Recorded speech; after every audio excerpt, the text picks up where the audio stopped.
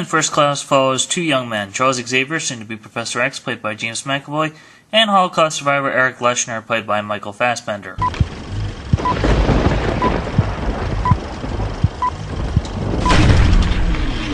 The two are after Sebastian Shaw, leader of the Hellfire Club, bent on world domination and to cause a nuclear war in the confrontation of the United States, Cuba, and the Soviet Union. The two work together with the CIA, and through the help of the immune-locating device Cerebro, they start recruiting mutants in the battle against Shaw. After the disappointing and hollow third installment, The Last Stand, and even worse X-Men Origins Wolverine, X-Men First Class gets the series back on the right track. I'll admit I was starting to give up on this franchise and 20th Century Fox's involvement with it. While X-Men First Class feels more like a comic book than Bryan Singer's first two films, like those films it seems more interested in story, character, and ideas and themes, and not just merely special effects and action sequences. Despite its rushed schedule and an attempt to have it released on time, director Matthew Vaughn and his co-writer Jane Goldman of Kick-Ass have collaborated with Singer as a producer, not only providing a lot of creative supervision, but also providing the film's story concept.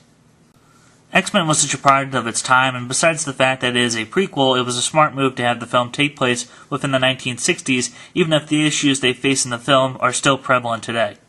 The film has its fair share of social allegory regarding the civil rights movement and the borderline prejudice towards African Americans, women, and homosexuals. Sometimes it's to the film's downside, as it has a tendency to hit audiences over the head, but subtlety has never been a strong aspect to comic book properties. Written by several writers, Jane Goldman provided a rewritten script that still feels like it has one too many elements. It's a refreshing, tidy script in a film with plenty of momentum, sometimes too much, with a lot of ground to cover.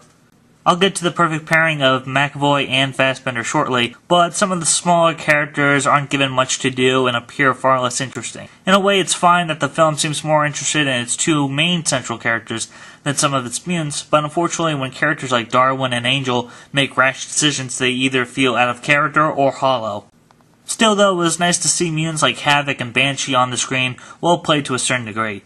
Then there's Jennifer Lawrence as Raven, or eventually Mystique, and Nicholas Hoult as Dr. Hank McCoy, and eventually Beast. These are perhaps the most fleshed out characters next to Charles and Eric, though their scenes usually feature the kind of overt dialogue relating to the film's themes.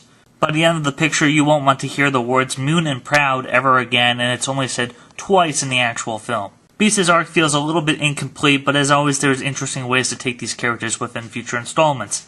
However, while she isn't able to use her deceptive powers much, Jennifer Lawrence is given enough to do as Raven, a character torn between her close relationship with Charles and Eric's poignant philosophical and political views.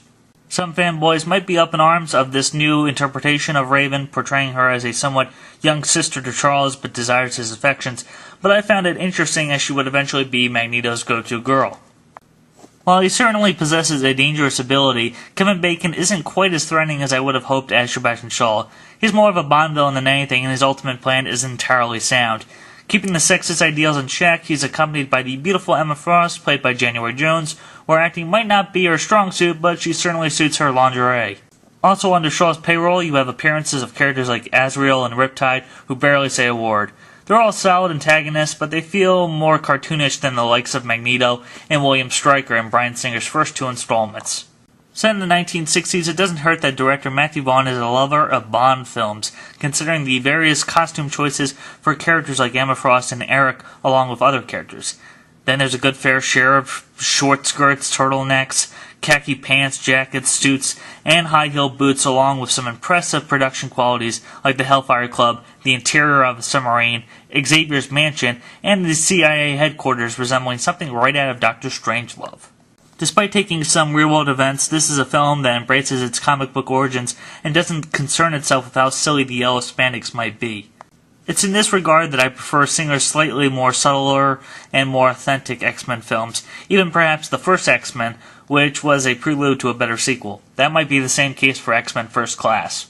Even though, just like in Kick-Ass, Vaughn hasn't quite mastered tone, with certain sequences not hitting their emotional note, such as the one where young Eric witnesses his mother's death at the hands of Shaw, Vaughn brings some of the moments of creativity and spontaneity within the action as he did in Kick-Ass, with a couple of crowd-pleasing moments. You know Magneto's submarine lift in the trailers? Yeah, it's more epic in the context of the actual film. The performances from James McAvoy and Michael Fassbender really carry the film.